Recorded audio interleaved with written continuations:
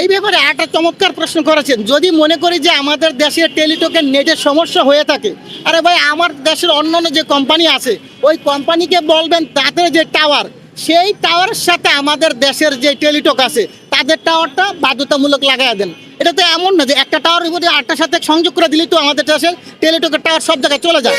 এটার জন্য ভিন্ন এক্সট্রা যে আপনার খরচ করতে হবে তা না, ওটার সাথে যদি আপনি সংযোগ করে দেন ওই টাওয়ারের সাথে টেলিটকের টাওয়ার থাকবে, টেলিটকের সিমের টাওয়ার থাকবে, তাহলে কিন্তু হয়ে যায়। সেই ক্ষেত্রে কিন্তু যদি চাপ প্রয়োগ করেন যে অন্য কোম্পানি, অন্য দেশের কোম্পানি যদি আপনারা ব্যবহার করেন, আপনাদের সাথে আমাদের টেলিটকের সরকারি যেহেতু দেশের রাষ্ট্রীয় কোষাগারে টাকার প্রয়োজন আছে, সেই ক্ষেত্রে টেলিটকের নেটওয়ার্কটা যদি বাধ্যতামূলক এখানে ফিট করে দেওয়া হয় তাহলে আর নেটওয়ার্কের কোনো সমস্যা থাকবে না।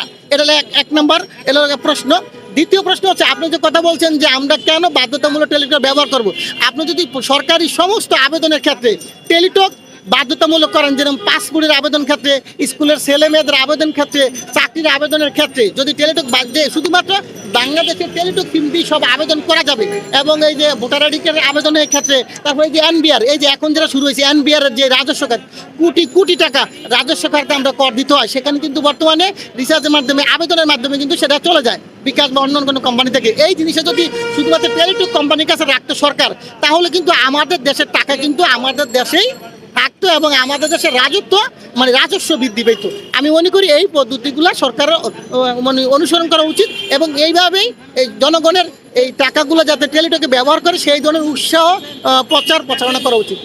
শস্যের ভিতরে কোনো ভূত আছে কি? শস্যের ভিতরে ভূত থাকতে পারে, না থাকলে এরকম হয়। অন্য কোম্পানি সিম তো বিক্রি করার জন্য কত প্রচারণা সব জায়গায় লাগায় দেয়। ওই ব্যাংকের সামনে মানে যেখানে জনসমাগম বেশি সেখানে কিন্তু তারা সিম বিক্রি করে, ফ্রি সিম লাগায় দেয়, খালি রিচার্জ 20-30 টাকা। কিন্তু টেলিটক কিন্তু সেই কাজটা করে না, কারণ ওই যে সরকারি চাকরি তাদের দরকার নেই। তারা মনে করে কি এক জায়গায় বইয়া আরামে তো আছি, সরকার কি দরকার কি আমাদের। কিন্তু আসলে কিন্তু ভাই এটা না, আপনাকে সরকার চাকরি দিতে দেখে যে আপনি আরামে বসে থাকবেন আর এই কাজ করবেন, এটা ঠিক না। আপনাদের উচিত প্রচারণা করা, টেলিটকের প্রচারণা করলে আমি মনে করি এটা একটা সমাধান হবে এবং জনগণ জানতে পারবে এবং বিক্রিও বেশি হবে। দেশবাসীর উদ্দেশ্যে বলে টেলিটক সিম কখনো কোনো দিকে উৎসাহিত করবে। আমি বলবো দেশবাসী যদি সরকার এই ধরনের পদক্ষেপ নেয়, অবশ্যই দেশবাসী এই টেলিটকের পক্ষে থাকবে।